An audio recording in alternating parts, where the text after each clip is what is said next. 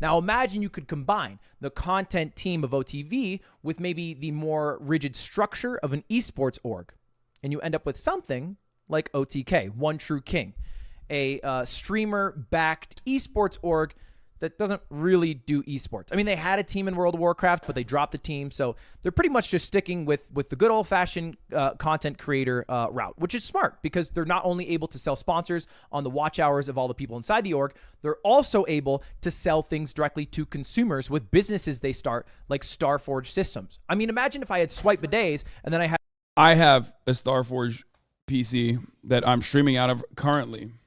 Had a team of 10 creators that I worked with all the time, and they all sold Swipe Bidets individually, we'd get a lot of buttholes clean in the new year. Yeah, so it was makes free, sense. yeah. And don't just take my word for it. Let's look at the most popular Twitch teams by hours watched. Obviously, G Fuel at the top, they have 671 creators. This is literally XQC. The number for Luminosity is that high because of XQC. XQC's org, he's up top there. Loaded, they have a bunch of big creators. And OTK is fourth. They're fourth with only 14 people, and a couple of their creators barely streamed over the past year for reasons we're going to get into. Now, I haven't made any videos about OTK because, well, none of the individual pieces felt substantial enough to talk about for longer than a couple of minutes, but enough has happened over the past year, and especially with the update last night that ended the investigation on Mizkif, that I feel like we can talk about it all today. So last night, we finally got the end to the investigation on Mizkif over the alleged assault cover-up involving his best friend at the time, Crazy Slick. And now, if you don't know, this was basically a third-party law firm that OTK hired to investigate Mizkif, to which a lot of people, I think, understandably were upset about. They're like, okay, well, aren't you just investigating yourself? But who is supposed to do the investigation? If there were no charges filed by the police and they aren't doing an investigation, it's not like someone's going to magically get up and do it. You kind of have to hire someone to try to absolve yourself. But even if we just ignore the entirety of the investigation, I think it's pretty safe to say that a lot of the allegations made in the original tweet by Trainwreck were outright false. I covered this in a video I made yesterday called I Lied, but if we just go over it one more time again, there was no blackmail. Not an iota of blackmail was seen. When Train said, "Are you going to send Maya and Mitch to cover up assault?" Maya said on a stream that she would have gone on her own volition.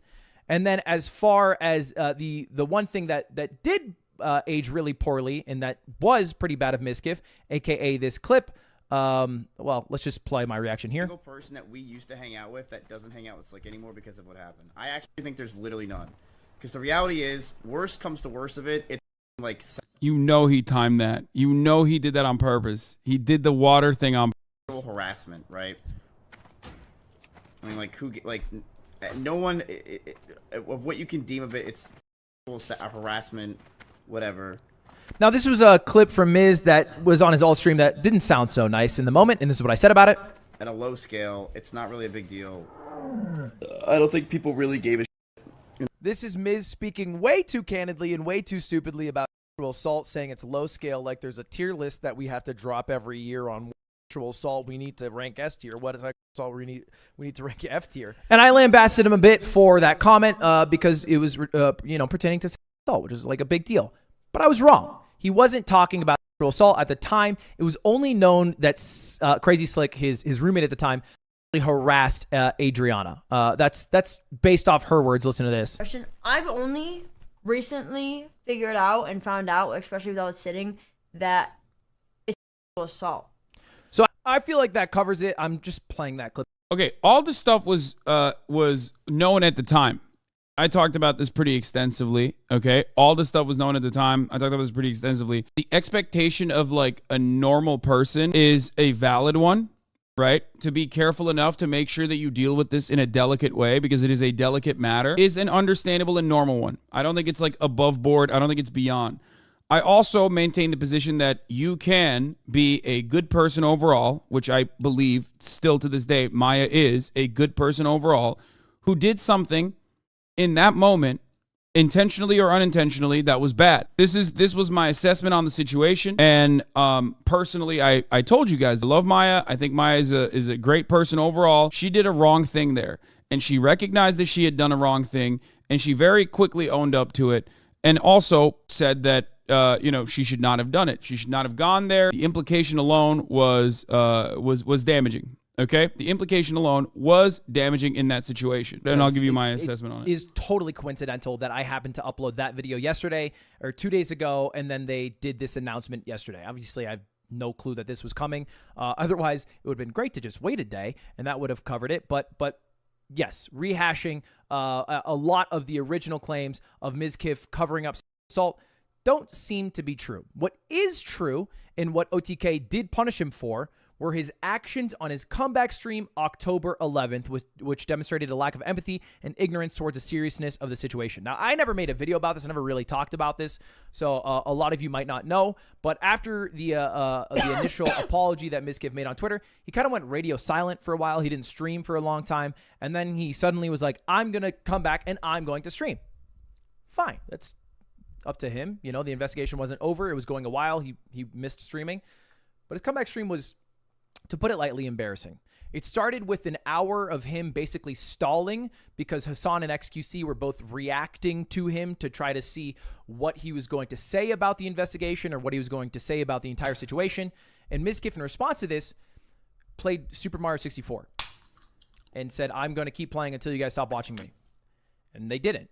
So then he eventually ponied up, and then he said, I have no news.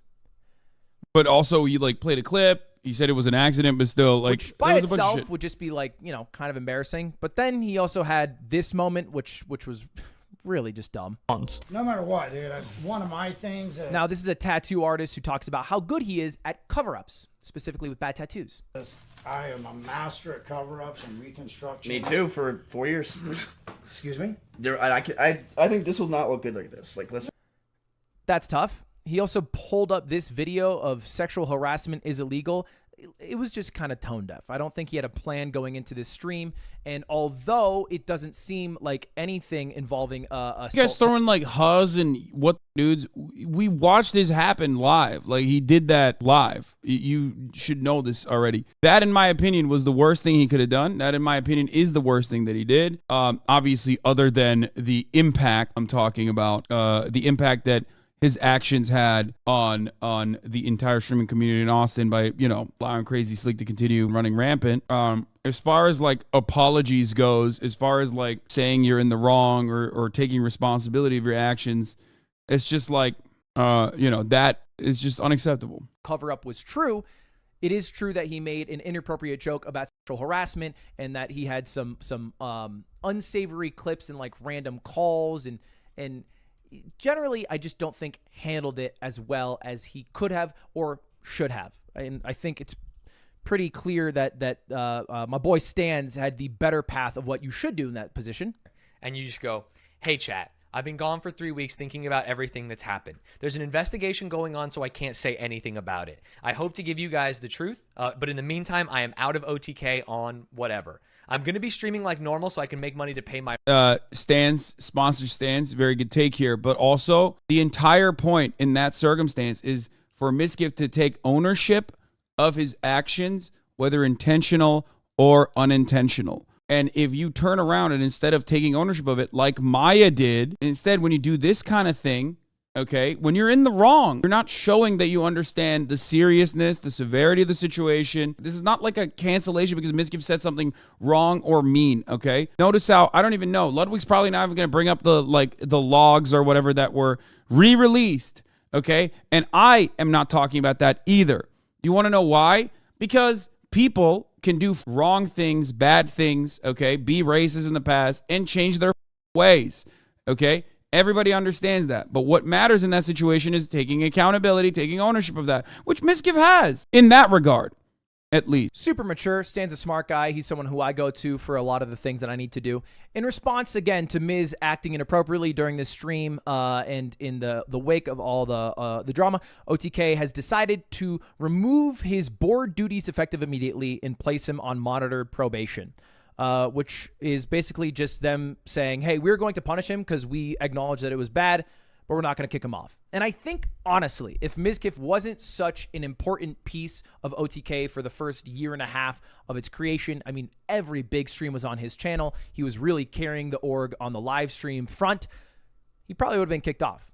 Straight up. If he wasn't that valuable, they probably would have booed him for just how he handled it. Because if there's a clear goal with OTK here, and it is to remove the bad connotations for the bad things that have happened with some of the org's founders from the org's like idea in public conscious. But basically trying to clean up their image, right? To put it simply. I haven't seen Mizkif's new apology video yet. He is live as of today. I assume this is going to be good. There is no way in hell that this will be bad. I assume. Long time for him to be able to cook this up. Okay, we'll watch in a second. I want to see the moist video. Yeah, and Mitch to kind of backpedal real quick though. I don't think anyone was like initially talking about OTK investigating themselves, because they did immediately make it clear they were sending it off to the Jackson Walker LLP, or a third-party investigation firm. I think the reason why people are saying that now is because they didn't publicize the results. Of course, I haven't finished the video yet. I wonder if Ludwig has the same take on it that I do, but I think it's a huge I don't think he does. disservice to take something so public and then privatize the information that was found. It makes it very hard to take their word for it and trust everything was done. I mean, look, these kind of third-party law firms, this is what they do. Okay, that's the reality. Let's be real. Okay, so your assessment of the situation at hand is probably going to be, well, depending on how much of the evidence you are aware of personally, is probably not going to be any different than what the third-party law firm's assessment is going to be as well. Unless they have, I mean, I'm sure they have way more insider information, which would be good to know for sure. But they did not actually release this. But ultimately, this is what law firms do. Like this kind of law firm is hired partially because they want to make sure that the organization is protected. And depending on what who the person is, right? Who the person is that they are investigating, they are going to either decide that it's cover upable, or in situations that are far worse than what we're talking about now. I've been wanting to make this video for a while now, and now that the investigation is over, I would like to address my embarrassing comeback stream in October. My behavior on that stream was absolutely unacceptable. I communicated almost everything terribly, and I was completely tone deaf to such a serious situation. And I'm so sorry for how I acted. It was completely insensitive. I want to apologize to everybody, but especially victims of sexual assault. The way I behaved was horrible, and I will be better, and I will learn from this situation.